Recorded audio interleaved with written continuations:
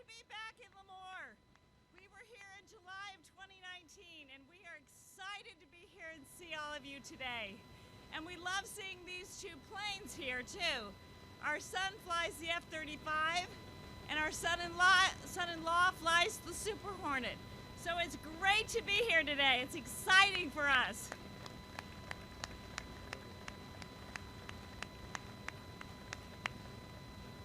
You know, this is our really last official trip as Vice President and Second Lady, and there's nowhere we'd rather be than right here at Lemoore.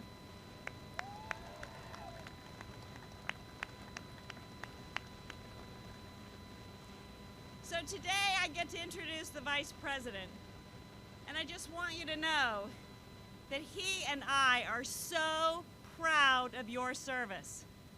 I have the privilege of heading over to speak to some of the spouses and tell them how proud we are of them. And we're so grateful for your sacrifice. We're so grateful for your spouses and your children's sacrifices, your family. We know that you serve together. We understand that at our house because we have that going on at our house as well. So we're just so grateful for each and every one of you. Please tell your spouses and your families, your parents, your children, how grateful we are for your service. We have made it a priority over the last 4 years to make the military one of our top priorities, to let you know how much we care about you.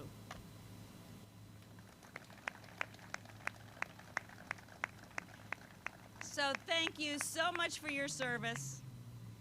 And now it's time to introduce you, the Vice President of the United States, Mike Pence.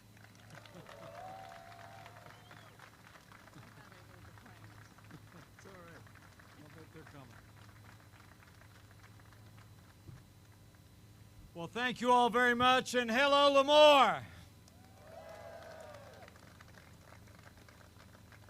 To Captain Doug Peterson, Captain Aiden Jason Covarrubias, Captain Bobby Markovic, all the men and women of the Armed Forces of the United States gathered here, honored guests, thanks for the warm welcome.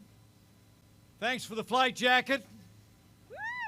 It is great to be here with the sailors at the Navy's West Coast Master Jet Base, Naval Air Station, Lemoore.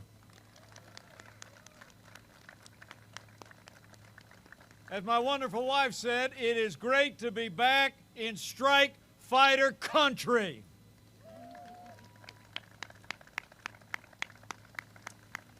Before I begin, I want to ask you to join me in thanking someone who has literally spent the last 4 years showing our appreciation for people like this.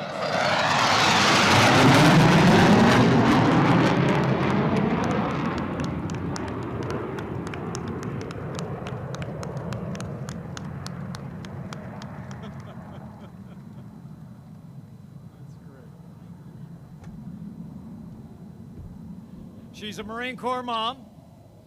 She literally has traveled the nation and traveled the world, coming alongside military spouses. She's supported reforms in the laws concerning and regulations concerning military spouse employment. In fact, as you just heard, in a few minutes she'll be speaking to spouses right here at NAS Lemoore. And I got to tell you, I couldn't be more proud of my incredible wife, who I think is the best second lady the United States has ever had. Will you join me in thanking Karen Pence for all she's done for our troops and our families? Thank you. I gotta go. Thank you, dear. We'll get them. I'm here to deliver a very simple message to each and every one of you. On behalf of your Commander-in-Chief, from your Vice President, and on behalf of every American, thank you for your service. After traveling across this country over the past 4 years, I promise you, the American people are more grateful for your service than you will ever know. You come from the rest of us, but we know you're the best of us, and we're grateful not only to those of you who wear the uniform, but as we've mentioned a few moments already, we're grateful to all who stand beside you. You know, so many of you serve every day as a family. And while you train and while you deploy, it's your wives, it's your husbands, it's the parents who keep the home fires burning, isn't it? And as Karen said, we know what we're talking about. As most of you know, our daughter Charlotte and our son-in-law Henry are stationed right here at NAS Lemoore, and we couldn't be more proud. Our son is a Marine Corps F-35 pilot, and he and his wife are stationed in Arizona. And like so many of you, they serve as a family. So as we express our appreciation to each and every one of the men and women gathered before me, and all you represent, how about a bigger round of applause for all the family members who support all of you who serve the United States of America in uniform? Let's hear it.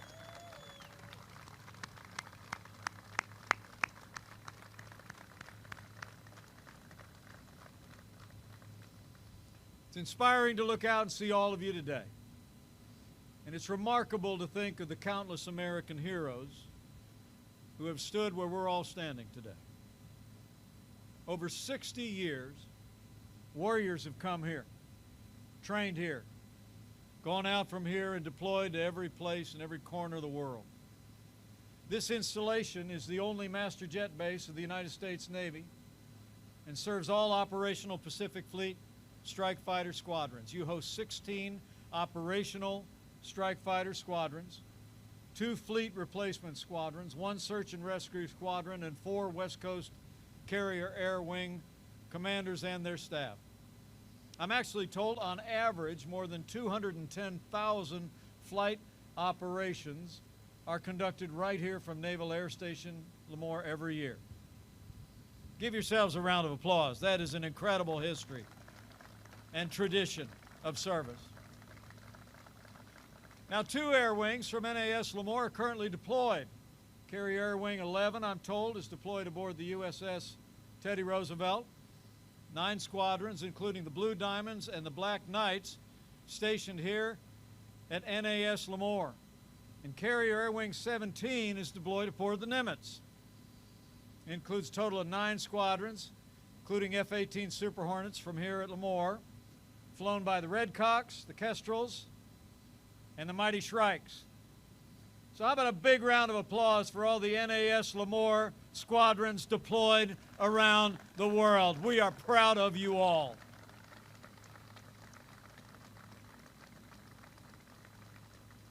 You know, the men and women of Naval Air Station Lemoore soar across the skies in defense of our nation and our freedom. You inspire us every day. You know, many people wonder all their lives if they've ever made a difference. You'll never have that problem. The truth is, you step forward, join the armed forces of the United States. You became a part of the greatest force for good the world has ever known. You chose to do your part in your time to defend the flame of freedom and hand it on to generations yet to come. And the American people are grateful. You know, the Bible says, you did not love your lives so much as to shrink from this calling. And I want to assure you, you have our deepest respects for the selflessness and courage that you personify every day. For 4 years, I've had the honor of being Vice President of the United States. And since the first day of our administration, we've worked every day to make the strongest military force in the history of the world stronger still.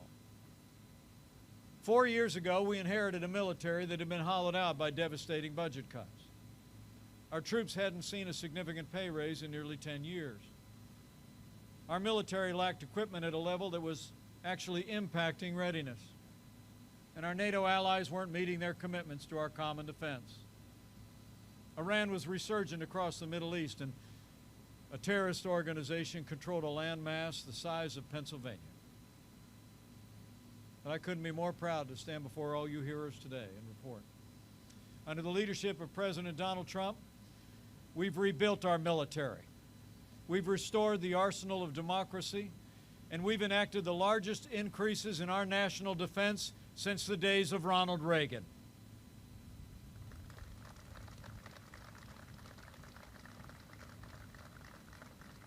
We're once again giving our soldiers, sailors, airmen, Marines, Coast Guard, and Guardians the resources and the support that you deserve. And we provided for our active duty personnel the largest pay raise in nearly 10 years, and you deserve every penny.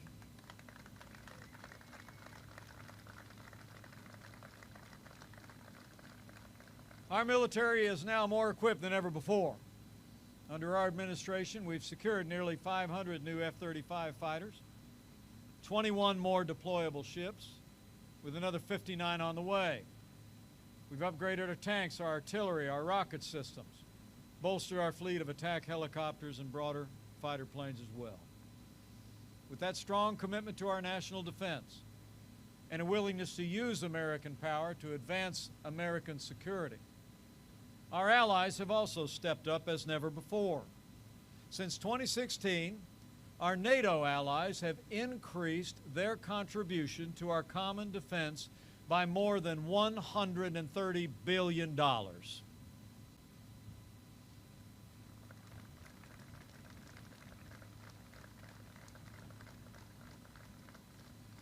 History teaches that weakness arouses evil. And our history has proven that a strong America deters it. Our administration has always understood that if you want peace, prepare for war. And with that renewed American strength, we've defended this nation and America's vital national interests around the world. I'm proud to say, with just a few days left in this administration, that this is the first administration in decades not to get America into a new war.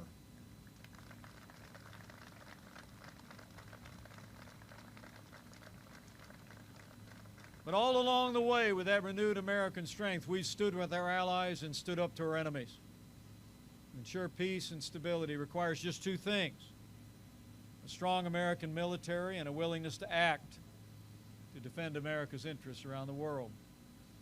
And under this administration, we've done just that. We took historic steps first to stand with our most cherished ally. We moved the American embassy to Jerusalem, the capital of the State of Israel. We recognized Israel's sovereignty over the Golan Heights. And in the aftermath, now for the first time in 26 years, 4 Arab countries have recognized Israel's right to exist.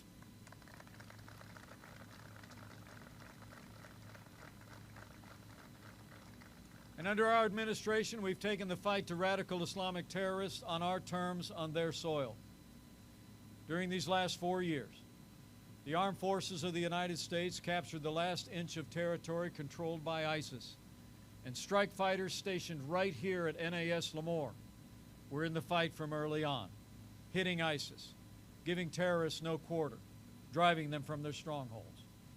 With the courage of our armed forces, I'm proud to report, now more than a year ago, we crushed their caliphate, captured the last inch of territory under the black flag of ISIS, and took down their leader without one American casualty.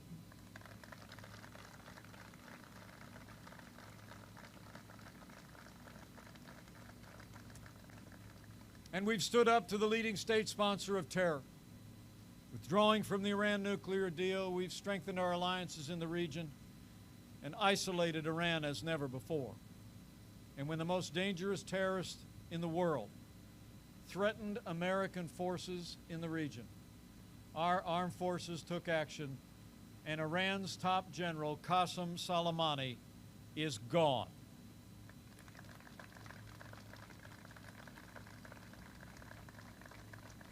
Thanks to American leadership, a more peaceful Middle East is within our sights. And with renewed American strength, we embraced our role as leader of the free world. Whether it be in the global war on terror or manning the ramparts of freedom in Europe or the Asia Pacific, the men and women of the United States Navy have been that global force for good every step of the way. and a strong and ready Navy is more important than ever before. As a new American administration prepares to take office, we do well to remember, as Americans, that the price of freedom is eternal vigilance, and that a free and open Indo-Pacific is essential to our prosperity, our security, and the vitality of freedom in the world. After generations where America and our allies defended the freedom of navigation and the interests of free nations across the Asia-Pacific, today the People's Republic of China is determined to expand Beijing's influence across the region through military provocations and debt diplomacy. And so I urge the incoming administration to stay the course. Do what we've done. Stand up to Chinese aggression and trade abuses. Stand strong for a free and open Indo-Pacific and put America and our freedom-loving allies first.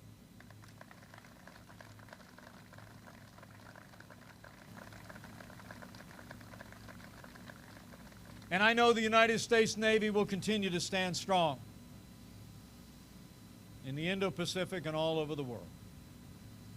In the years ahead, the American people and the free world will rely on the strength of the United States Navy more than ever to safeguard the free and open flow of commerce and our ideals on the seven seas. And so on behalf of your Commander-in-Chief, let me offer you this admonition. In these challenging times across the wider world, be vigilant. Mind your mission. Respect the unified chain of command. Take care of each other. And never doubt that every decision you make, every action you take, matters to the security of the American people. Give America your best every day. The American people are counting on you because we know we can. And as you stand a post,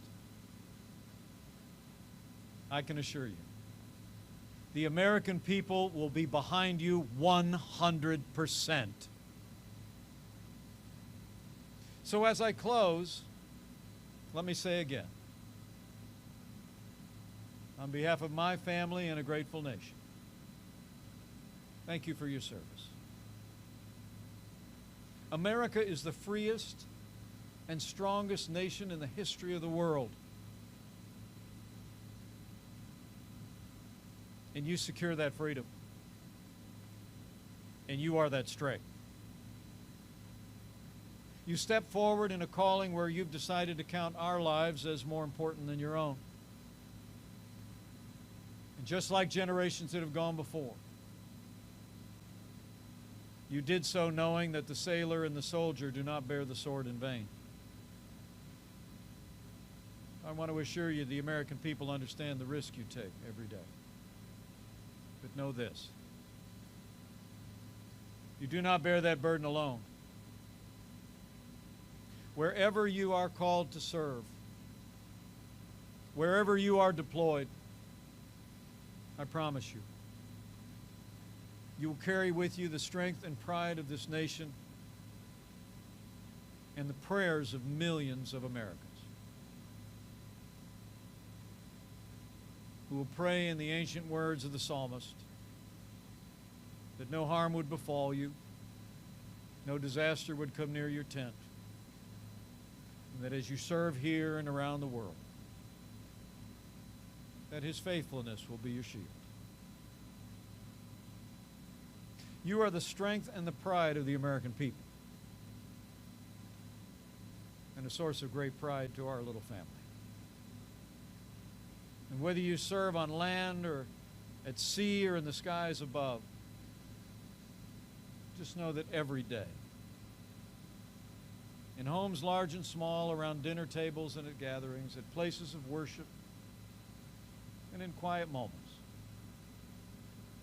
the American people pray for each and every one of you.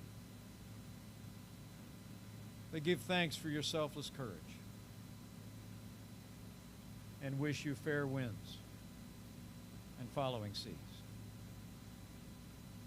So thank you for the privilege of being with you today.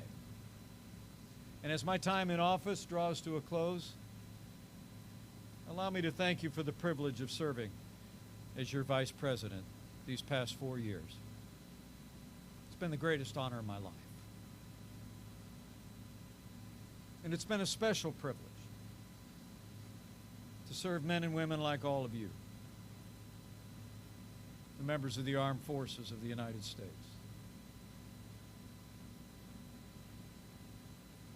And I truly believe,